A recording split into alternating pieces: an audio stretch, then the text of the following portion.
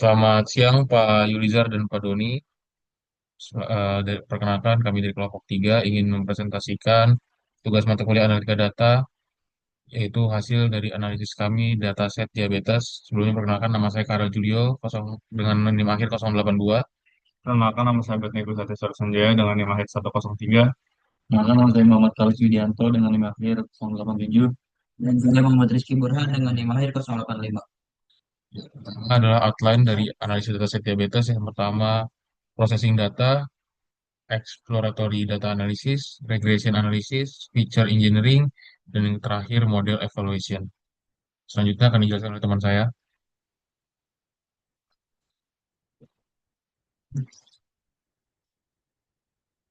Oke, jadi yang pertama itu ada pre-processing data, yang dimana data ini mencakup 9 variabel. Yang pertama itu adalah patient ID, age, gender, BMI, blood pressure, insulin, glucose, diabetes pedigree function, dan yang terakhir itu ada outcome. Oke, jadi kita masuk ke dataset info. Jadi yang dimana dalam dataset info ini terdapat beberapa info dari data yang kita ambil, yaitu ada missing value. Nah, dari data yang kita ambil ini tidak ada missing value sama sekali. Jadi bisa dikatakan jumlah duplikasinya itu tidak ada, yaitu nol. Dan masuk ke outcome distribution. Jadi di outcome distribution ini terdapat 105 orang yang tidak terkena diabetes dan 95 orang ini terkena diabetes. Dan untuk presentasi outcome-nya itu memiliki 52,5% untuk yang tidak terkena diabetes dan 47,5% untuk yang terkena diabetes. Boleh di next.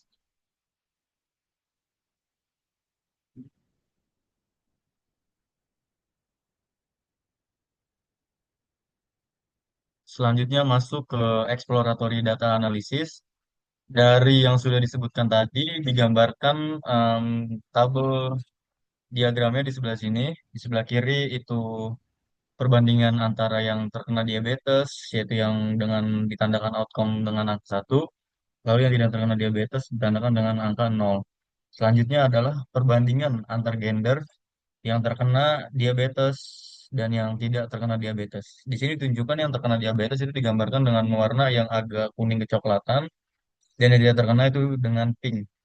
Di sini ada pria, ini seperti ini perbandingannya. Lalu yang wanita juga bisa dilihat perbandingannya di sini.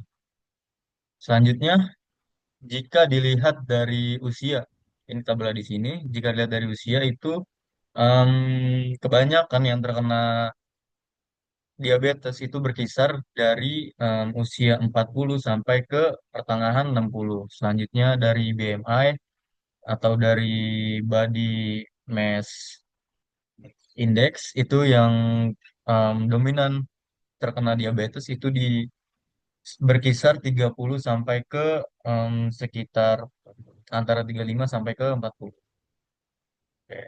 Kita beralih ke box plot. Nah, kalau dari yang atas tadi itu yang dilihat data keseluruhannya, kalau di box plot ini dilihat adalah median dari outcome 0 dan satunya. Di sini ada box plot dari umur atau usia. Di sini mediannya tuh berbeda, dan dari yang terkena diabetes itu lebih tinggi, lalu selanjutnya di BMI juga lebih tinggi, lalu untuk box plot blood pressure juga lebih tinggi mediannya, dari box plot insulin juga lebih tinggi, dari glucose juga lebih tinggi, dan dari diabetes pedigree function juga lebih tinggi. Selanjutnya ke korelasi antar kategori atau variabel kepada outcome-nya ini atau ke diabetesnya itu sendiri. Yang pertama dari usia itu 0,12, tidak terlalu signifikan korelasinya. Selanjutnya ke BMI ini lebih tinggi yaitu di 0,21, blood pressure juga di 0,21, selanjutnya ada insulin di 0,18, lalu glucose di 0,14, dan diabetes diabetes pedigree function itu di 0,17. Ini seperti yang bisa dilihat ini angka yang lebih rincinya.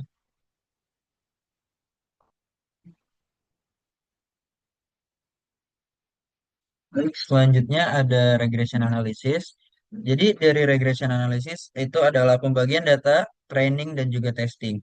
Dapat dilihat di sini bahwa distribusi outcome dari training itu sebesar yang tidak terkena diabetes itu sekitar 84 dan yang terkena sebesar 76.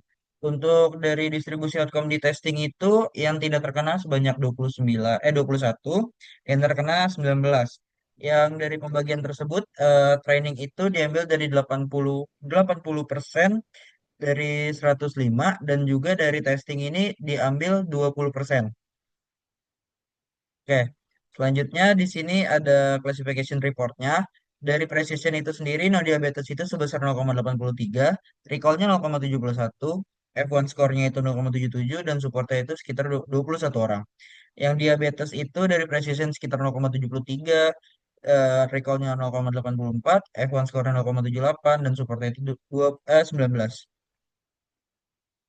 Oke, jadi di selanjutnya itu ada feature importance, yang dimana feature importance itu korelasi antara variabel dan juga si diabetesnya itu sendiri. Jadi dapat dilihat di sini bahwa dari umur tidak terlalu berkorelasi dengan diabetes, eh, yang dimana skor tersebut diartikan skornya kecil.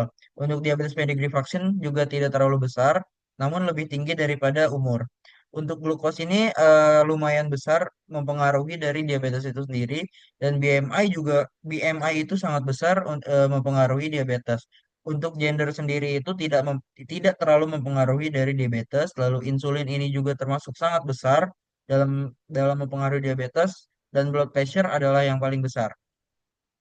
Baik, selanjutnya ada conversion matrix yang dimana dapat dilihat di sini eh negatif itu sebanyak 15 orang, yang dimana berarti sebenarnya ada 15 orang yang tidak diabetes dan dipredik bahwa memang mereka itu tidak diabetes.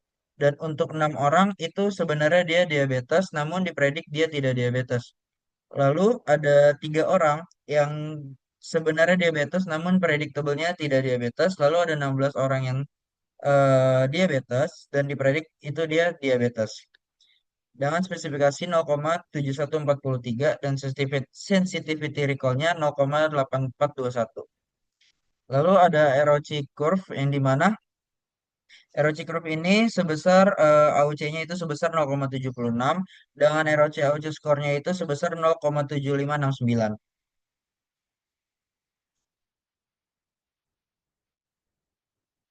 Oke, selanjutnya masuk ke feature engineering. Jadi pada tahap ini saya melakukan feature engineering untuk menambahkan informasi baru yang tidak langsung terlihat dari data mentah, sehingga model dapat kita tangkap dengan pola yang lebih kompleks. Di sini saya menambahkan beberapa kategori, ada kadar glukosa dari normal, prediabetes, dan diabetes. Fitur ini membantu model memahami tingkat resiko glukosa bukan hanya dari nilainya. Dan di sini kita bisa lihat ada BMI kategori, age group, glucose level, dan total feature sekarang adalah 20. Kemudian kita lanjut ke feature enhance atau penambahan. Jadi pada penambahan feature kali ini, saya menambahkan fitur kategorikal, fitur interaksi, dan indikator risiko untuk menangkap hubungan yang tidak terlihat pada data aslinya. Kemudian ada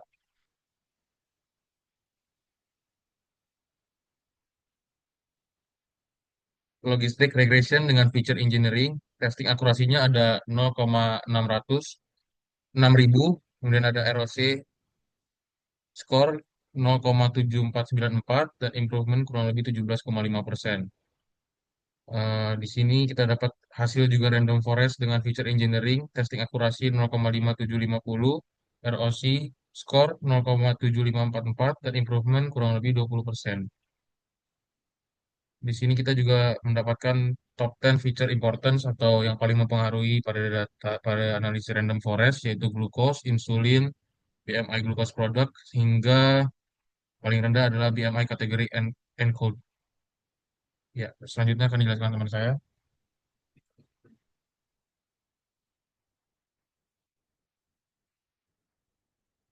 Oke, selanjutnya yang terakhir adalah model comparison, yaitu membandingkan beberapa model yang sudah dipakai di regresi tadi. Di sini tuh yang paling tinggi tingkat akurasinya tuh di logistic regression yang basic. Jadi diikuti oleh em, logistic regression dan yang terakhir adalah random forest. Dan menurut model si ROC AUC comparison juga yang paling tinggi tetap logistic regression basicnya ini. Terus diikuti oleh logistic regression FE dan random forest atau yang terakhir.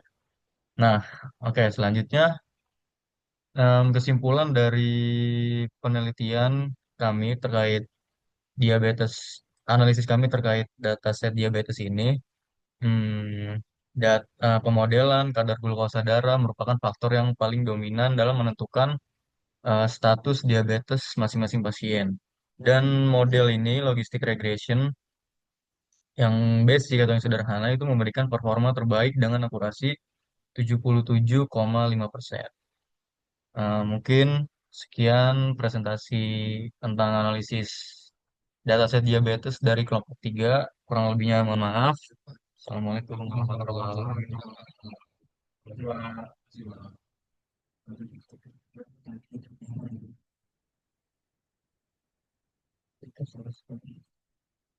wabarakatuh.